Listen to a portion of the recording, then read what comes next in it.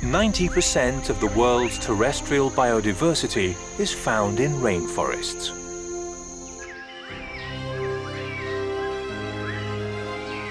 Hot, dense and humid jungles.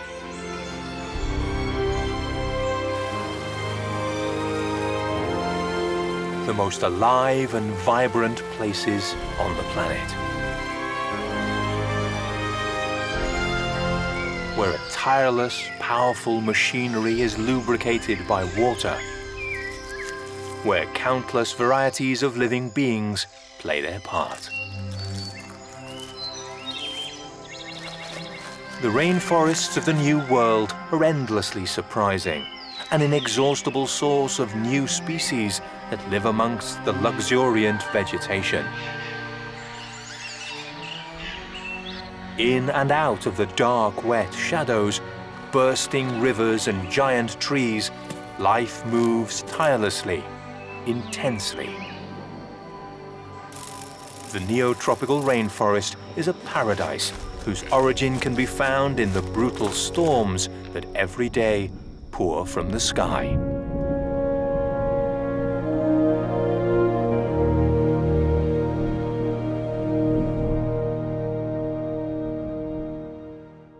And the pace of life does not slow because of it.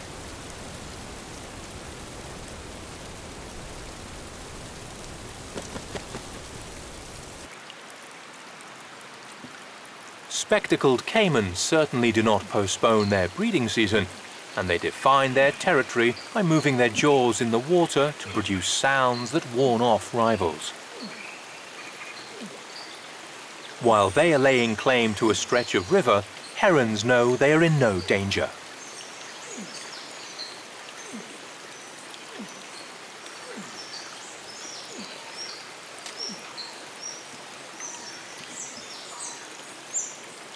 This bare-throated tiger heron is looking for a meal. This species is endemic to Central America and lives in and around the water channels of the vast jungle.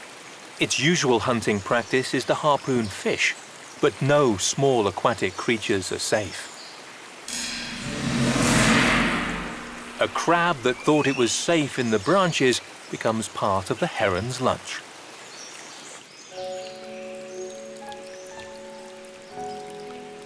It appears that there is a pause in the rain. Only a few drops now fall from the leaves.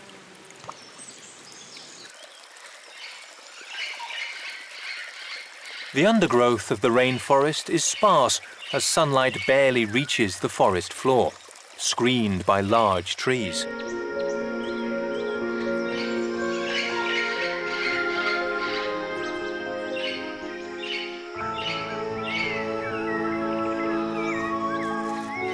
The hefty figure of a South American tapir can just be made out.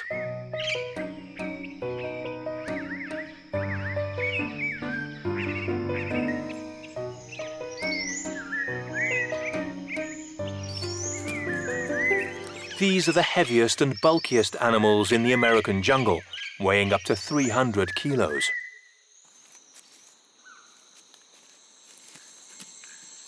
Tapirs freely roam the forest floor, looking for leaves and fallen fruit. They have a small, sensitive and very mobile proboscis, which helps them to choose among the huge diversity of plants. Above all, it favors the tenderest leaves, which make up to 65% of its diet.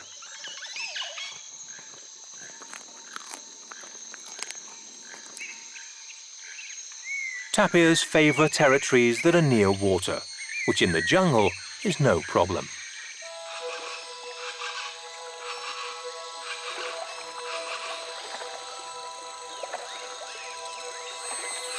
The small northern tamandua also live near the river.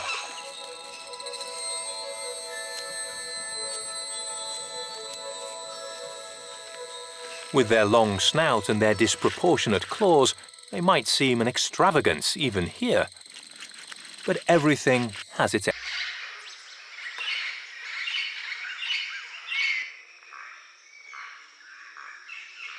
So the plants that grow here are especially adapted to the lack of light. and some of these are very appealing to huge iguanas.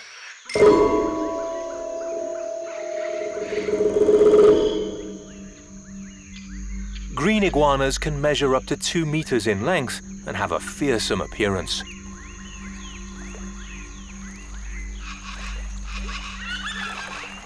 At dawn, they sunbathe on the highest branches of the jungle, always close to the river, until they reach a temperature close to 30 degrees. Only then can they move off in search of food.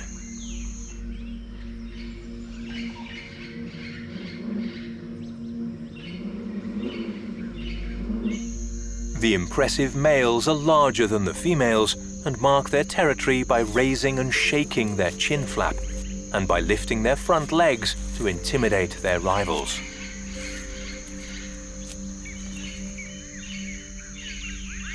But this iguana is hungry, and while on the ground decides to collect the ripe fruit of palms and other trees.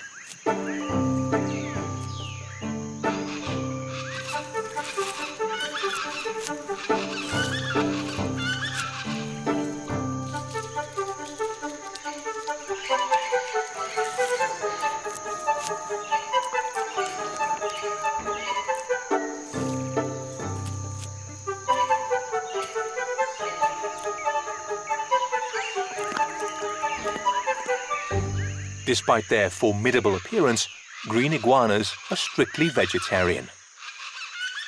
These giant reptiles are very well adapted to the American rainforest. They can swim and dive in the rivers, they can run at great speed, and can climb the trees thanks to their sharp claws.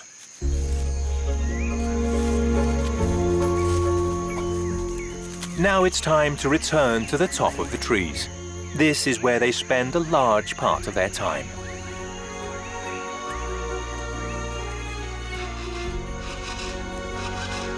And it's in the treetops where the greatest biodiversity of the jungle can be found.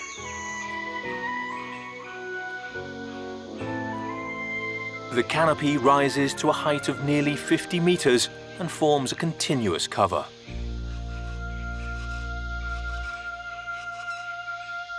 According to some estimates, 40% of all plant species on the planet are found in the rainforests.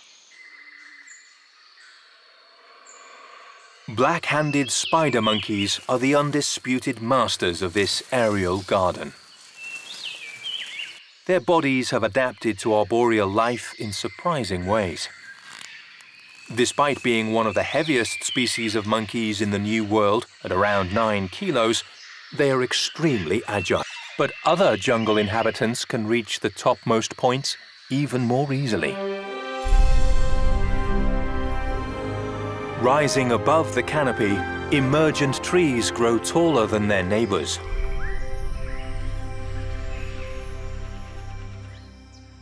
This is the preferred territory of the Montezuma oropendola.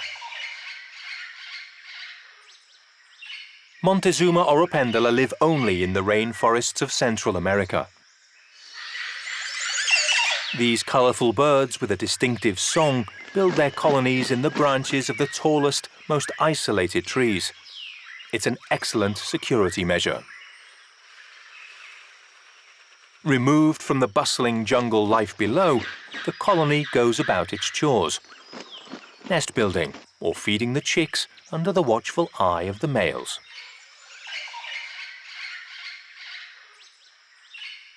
The males monitor the skies for the presence of predators and to drive off parasite species.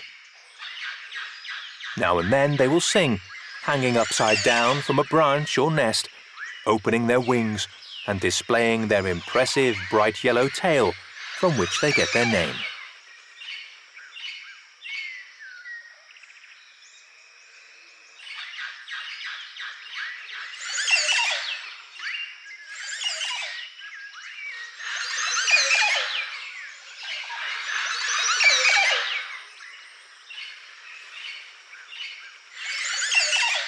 To replace the energy they have spent in display, they will fly to nearby trees to feed on a great variety of fruits and also on insects and nectar. And food has another purpose. It serves as a gift with which to conquer the heart of a prospective partner.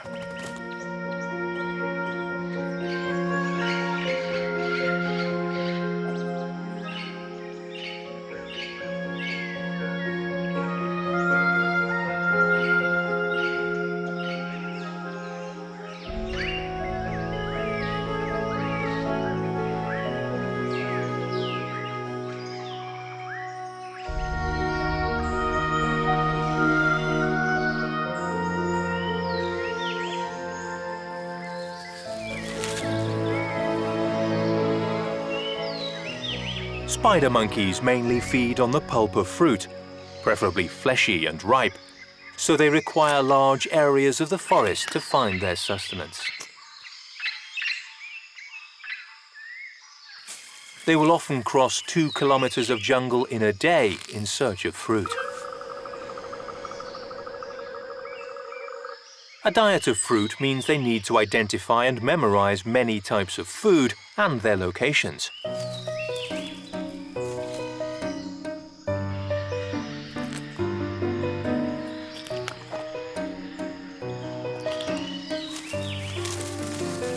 These learning and memory abilities put spider monkeys, according to some scientists, in 3rd place in terms of intelligence among non-human primates, just below orangutans and chimpanzees.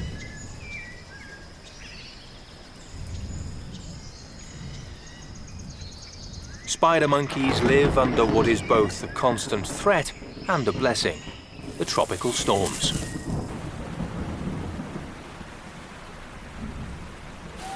The inhabitants of the rainforests are adapted to torrential storms and to more clement but longer rains. And so life moves on apace.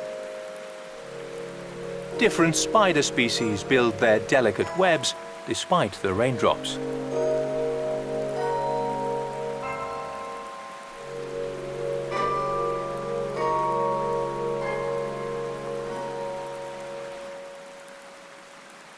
Mantled howler monkeys look for fruit among the mombin trees.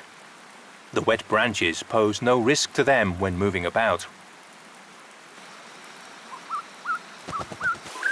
And on the jungle floor, thrushes scurry among the fallen fruit, which attracts insects.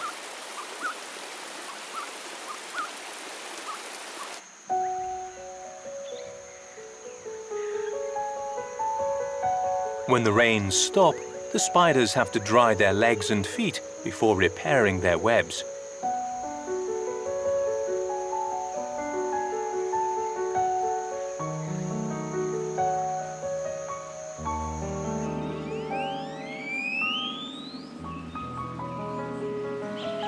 The storm has claimed a few victims. But there are always those who know how to take advantage of the misfortune of others, such as ants. The rains nourish the abundant rivers, streams and channels, and may, depending on their intensity and the time of year, swell, burst and flood large areas of the forest. The water currents mix with the jungle itself. Some species, such as the howler monkeys, are vitally important in the dispersal and propagation of many plant species.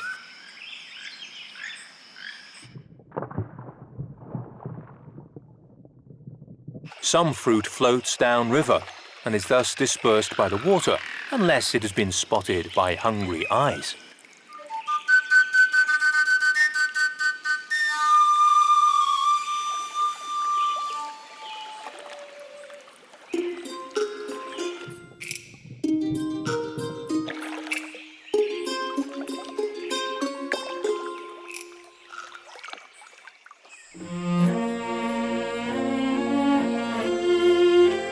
Other fruit falls on the ground,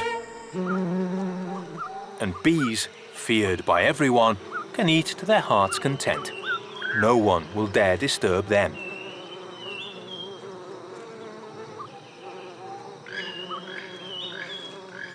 The river basins formed by these neotropical forests are some of the most voluminous in terms of water displacement on the planet. Basilisks are large lizards that live on the shores of Central American tropical rivers. They're agile and fast and rely on camouflage to escape detection. Like crab-eating raccoons, with whom they share part of their territory, basilisks need to be near water, and they would be on the raccoon's menu if they weren't so fast and slippery.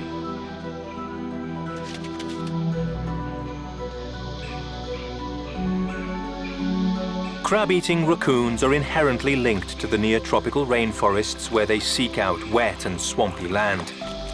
But beyond their aquatic tastes, they're excellent climbers, allowing them to feed on fruit and insects as well.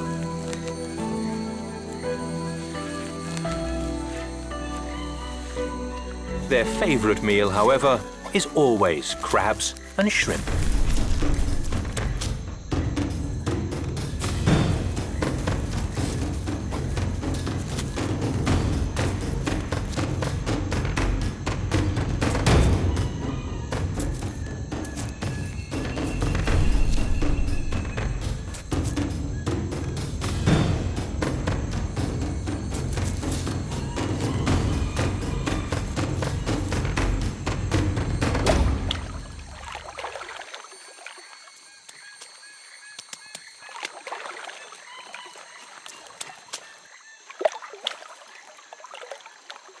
Raccoons are extremely dexterous. Once they have disarmed their prey by breaking its claws, they can handle the crab easily, washing it repeatedly. It's thought that the custom of washing its food is related to the raccoon's sense of touch. By touching it, the raccoon ensures that it's suitable for consumption, free from the danger of thorns, spines, and other unpleasant surprises.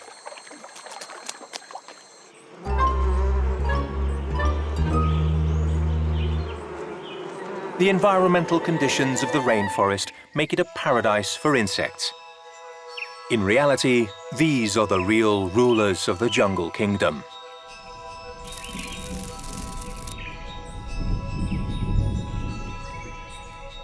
More than 6,000 different species of insects have been found living in a single hectare of Central American jungle.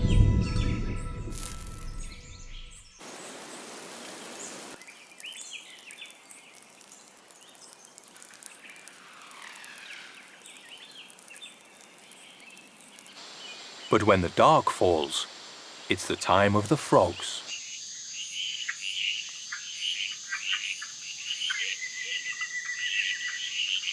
The combination of rain and heat is responsible for maintaining moisture and humidity at very high levels. This permanent humidity is what allows frogs to occupy very disparate environments within the jungle, and even to move away from the water to lay their eggs. So close to permanent ponds, on the leaves of vegetation, the spawn of various species are deposited.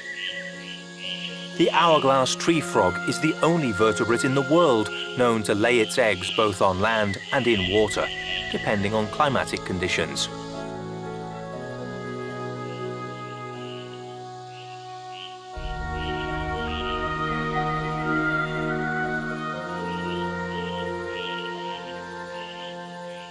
Wherever it lays them, it hopes to prevent them being eaten by aquatic predators. But danger is always lurking. Various species of snakes specialize in finding the eggs of amphibians, and they look for them everywhere.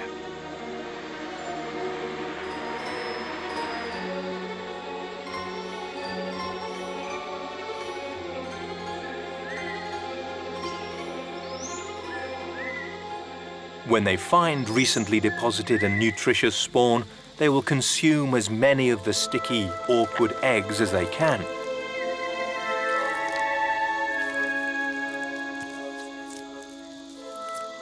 But even with considerable effort, some will still escape being eaten. A few tadpoles may yet emerge from this spawn.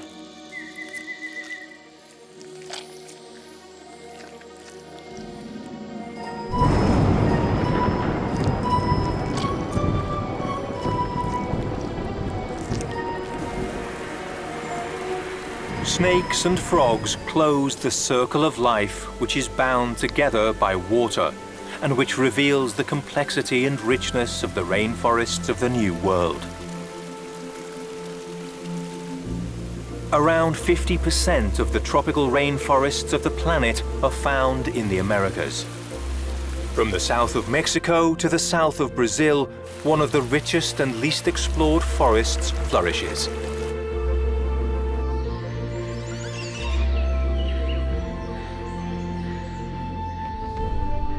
Though they cover less than 6% of the terrestrial surface of the Earth, scientists estimate that more than half of the species of plants and animals on the planet, many still unknown, live here in the tropical rainforests.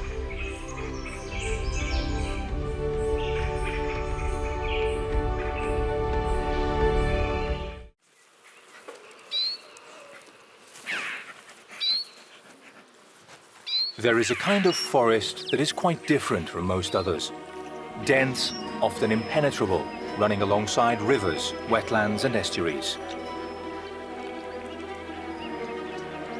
A deciduous forest whose very existence is inextricably linked to fresh water.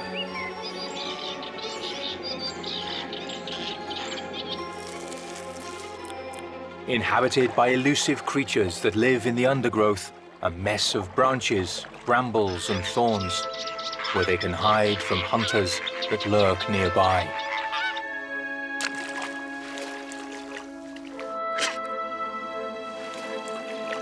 Those who live in this semi-humid forest face daily complexities, racing between water and earth, between two labyrinths, the maze of the forest and its aquatic counterpart emerging onto the riverbank.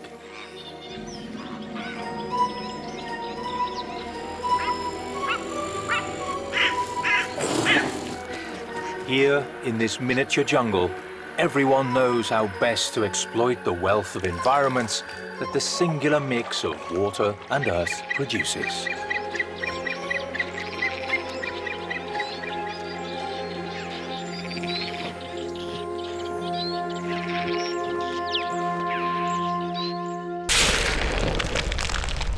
Gallery forests are dense woodlands that border fluvial channels in the most varied landscapes of both northern and southern hemispheres. One of the wildest and best preserved examples is found in the delta of the River Danube.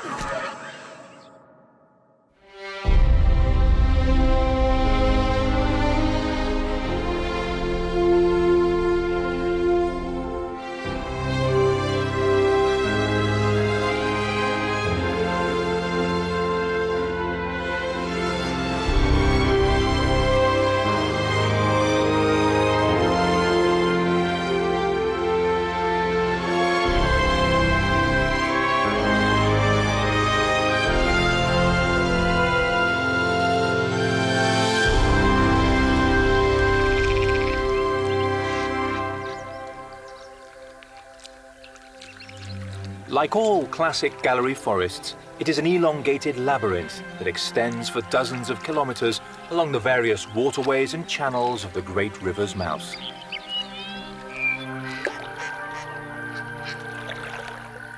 In general terms, these forests are found alongside water channels in temperate or dry environments, forming green belts that are cool and refreshing even in the hottest, driest seasons. They're ecosystems that serve as a refuge from drier, more hostile environments.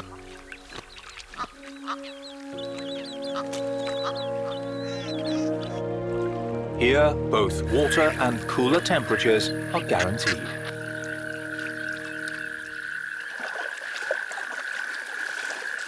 They could be thought of as oases, inhabited by a varied and abundant flora and fauna.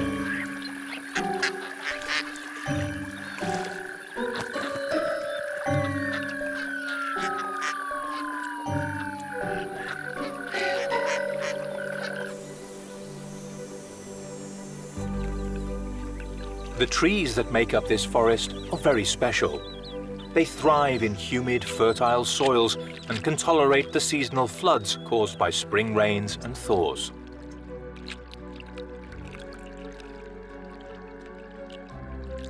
Generally, ash, willow and poplar grow to considerable sizes, producing beautiful canopies that are vitally important to gregarious birds, such as rooks, which form extensive colonies in the topmost branches.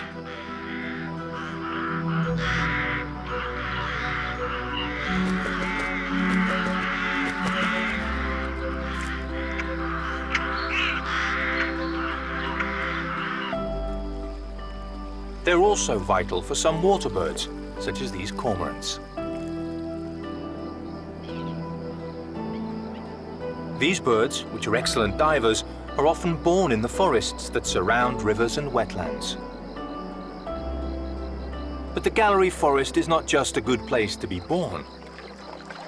These riparian forests may become the last refuge of large animals, such as the wild horses of the Letea forest. According to legend, these horses, descendants of the Tartar horses of Genghis Khan, survived being fiercely hunted thanks to the extensive and impregnable forests of the Danube Delta.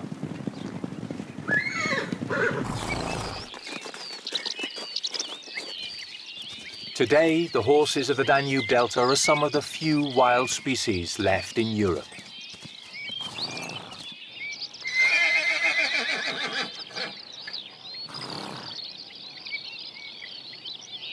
Around 3,000 horses survive today, maintaining a fragile balance with the forest. Their herds, growing in number, consume too many plants, some of which are in danger of extinction.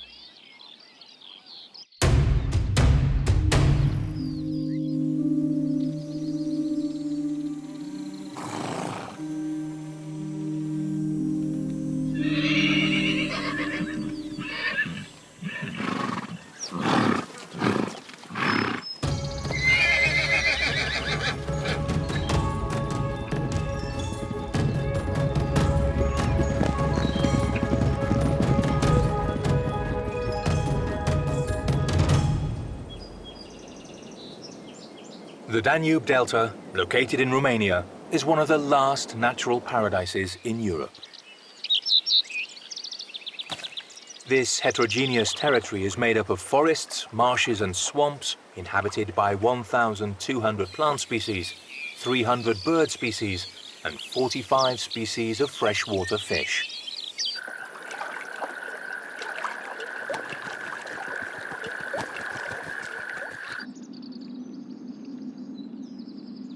The forest grows or shrinks with the river itself, so that temporary lakes, forests and reed beds mix.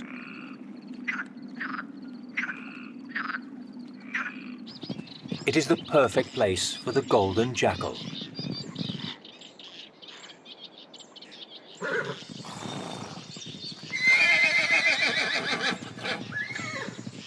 The golden jackal is a predator that looks not unlike the wolf.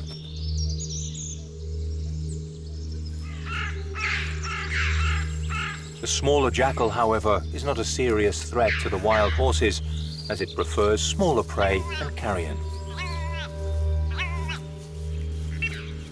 Numerous bodies lie scattered around the floodplain, victims of the last flood. The jackal's sense of smell guides them, even if the carcasses are hidden under the earth deposited by the river.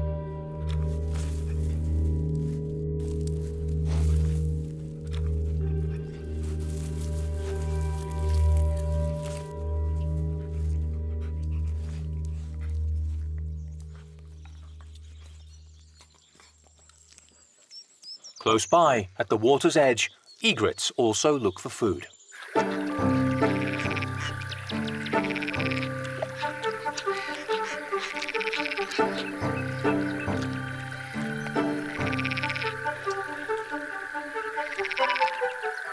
Egrets thrive in all kinds of wetland environments. Their hunting technique is very effective.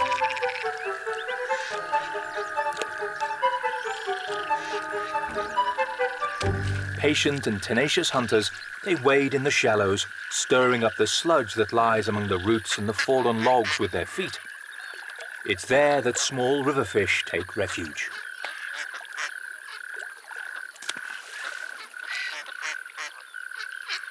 They almost always come away with prey, capturing a good number of small fish, insects and tadpoles with relative ease.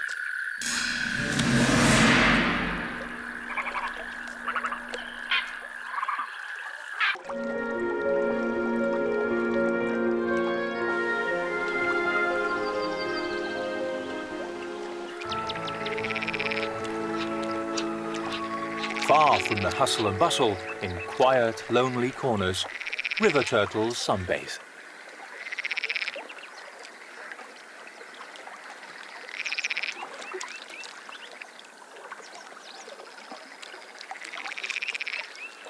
They are deep in the territory of the swans.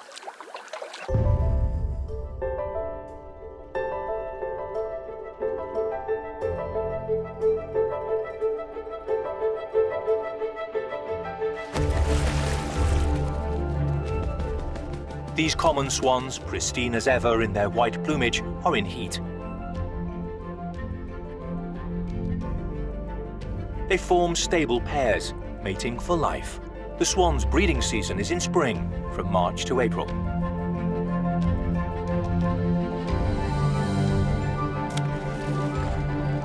The pair selects their spot on the shore of a lake or riverbank and will defend it ferociously against all intruders.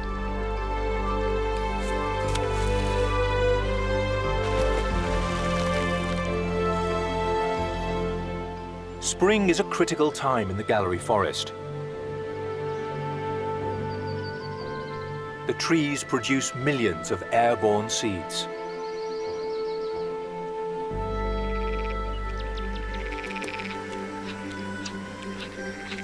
The creatures that live within the forest and in the surrounding areas benefit from the wealth of food, the warm temperatures, and the abundance of water. Storms are frequent.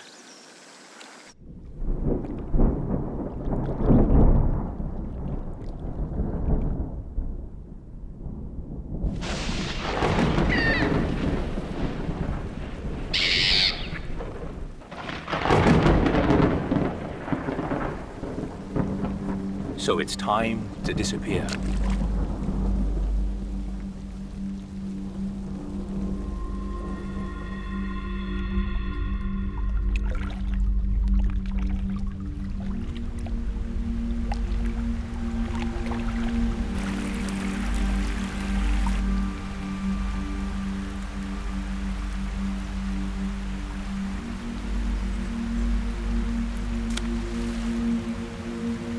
Temperatures drop, and the riverbanks, floodplains and meadows are generously watered.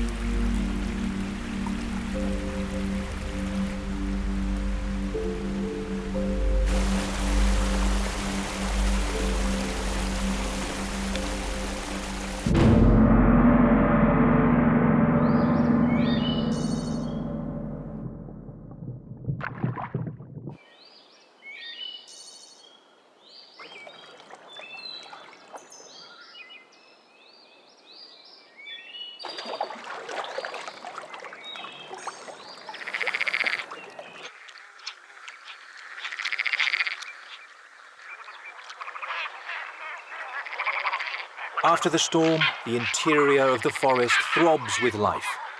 This female red-footed falcon is finishing the nest.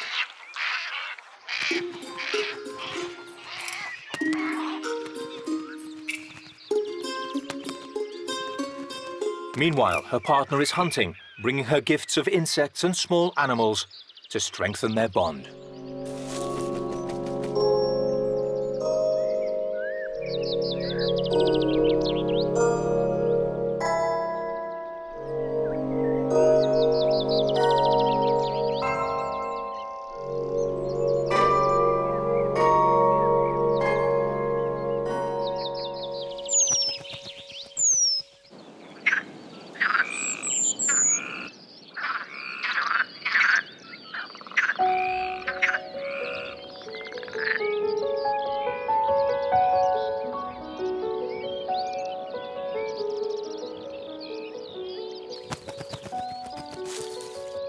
penduline tit is intimately linked with the gallery forest.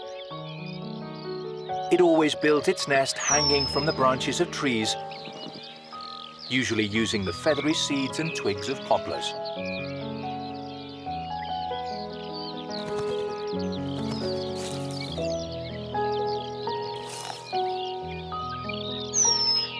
The males are polygamous and begin building several nests at the same time. Each will then be finished with a different partner.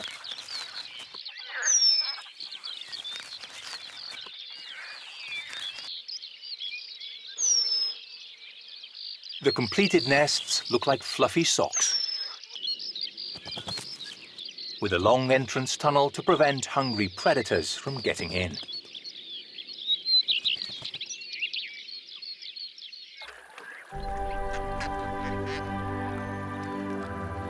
In addition to a home, the gallery forest provides plenty of food for many species of small birds.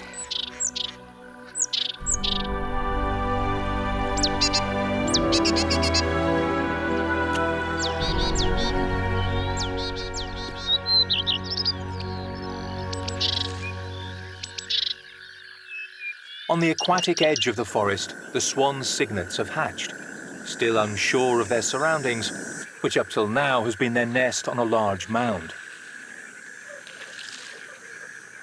But now, it's time to discover.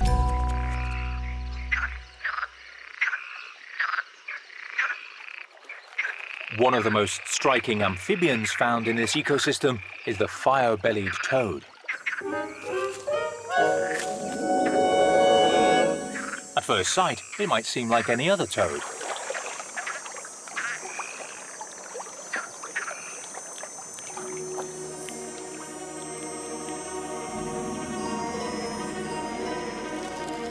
But when in danger, for example when attacked by a snake, it will display its vividly colored underside.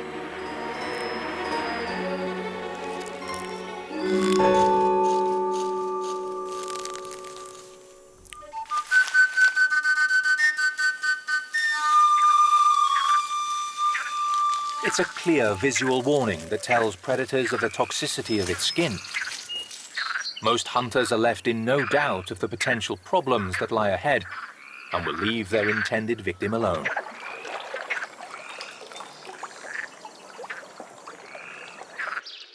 But not all the hunters of the forest are so focused on detail.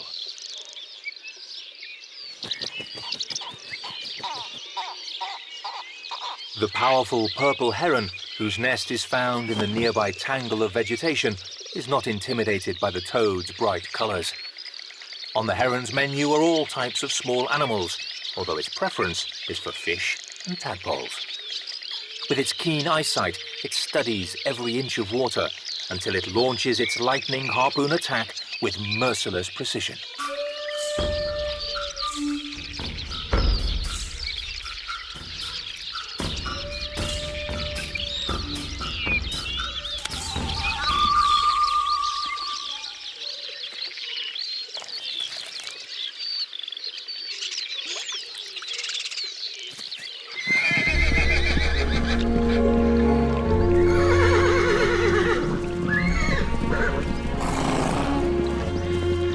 The wild horses of Latea follow the same rhythm of life as the swans and other birds of the gallery forest.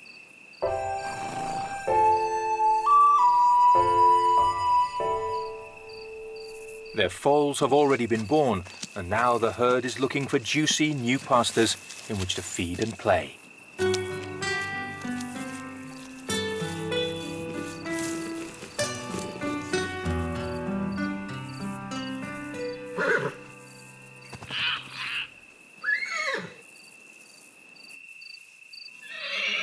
The forest ecosystem and its environs provide the mares with succulent grass that they transform into the highly nutritious milk that helps the foals grow healthy and strong.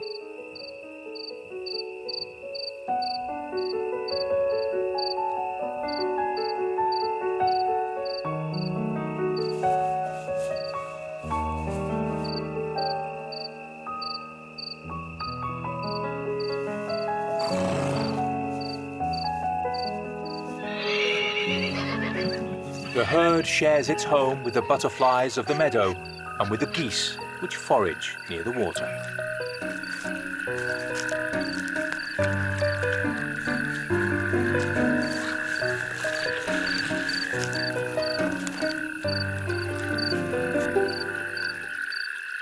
Not far away, the jackals have found a large stranded fish.